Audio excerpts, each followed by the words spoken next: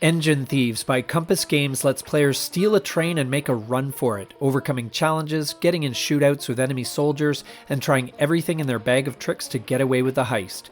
Would you make a great engine thief? Let's take a look at this game here and now on Legendary Tactics.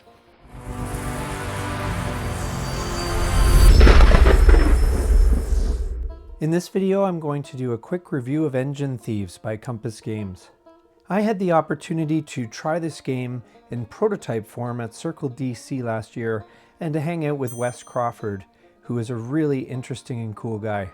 This game looks to recreate an actual raid that happened on April 12, 1862, when a Union agent named James Andrews and a band of raiders stole a train from the Big Shanty, Marietta area and made a run all the way up the track to get to Bridgeport.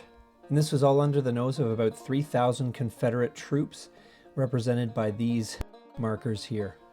One other interesting part of this chase is that this was a single track and trains could only pass each other in stations. Not to mention there were some guys pursuing the raiders who were looking to catch them with the help of some Confederate troops.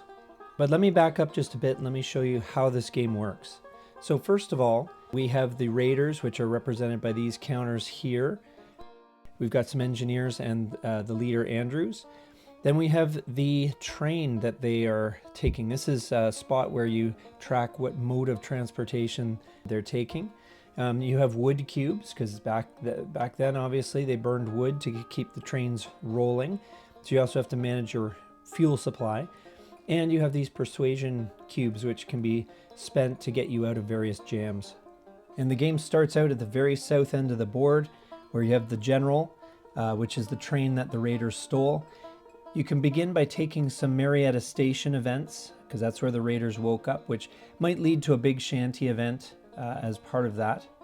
And then finally you have Moon Station, which it's probably a good idea to stop there because they have some tools that might be useful in damaging the track and causing more chaos later on in the game. Now the main engine of the game, if you'll forgive the pun, are these cards which allow the raiders to take actions.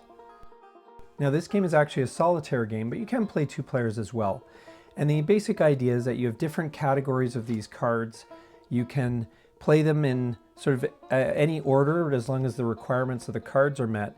And you have essentially 15 minutes worth of cards to spend on a given turn.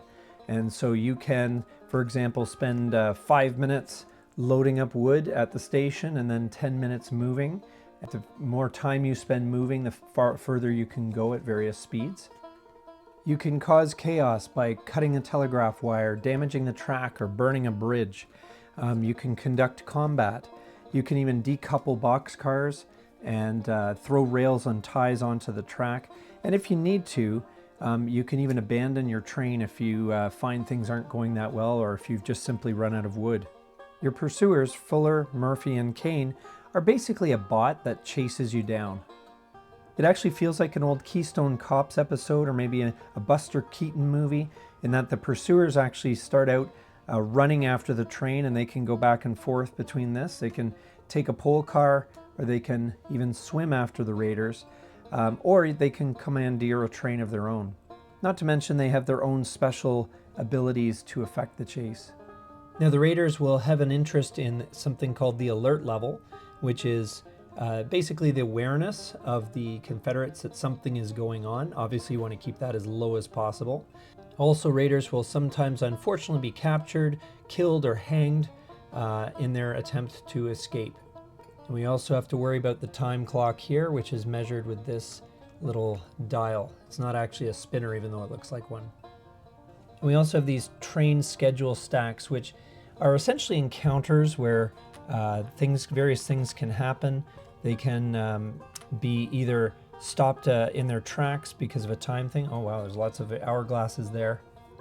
And if it's not an hourglass ending the raiders' turn prematurely, it could be nothing at all, a train, a random event, or a red flag, which is essentially a red cube gets placed on the clock and can cause a higher alert level. And so after they steal the general, they have to kind of act normal, not do anything to raise suspicion, like speeding through stations and that sort of thing. The game also has some other trains and so forth, as well as some random events just to keep things interesting. Because if the alert level gets raised too high, these troops will flip over, and that means they'll start shooting if given the opportunity and the raiders are close by. And that's basically the game. Obviously, the raiders have to try and make it all the way from Big Shanty, Marietta, all the way up to Bridgeport, as I said before. Lots of stuff's going to go wrong along the way, but if you can pull it off, then you can say you have won the great locomotive chase.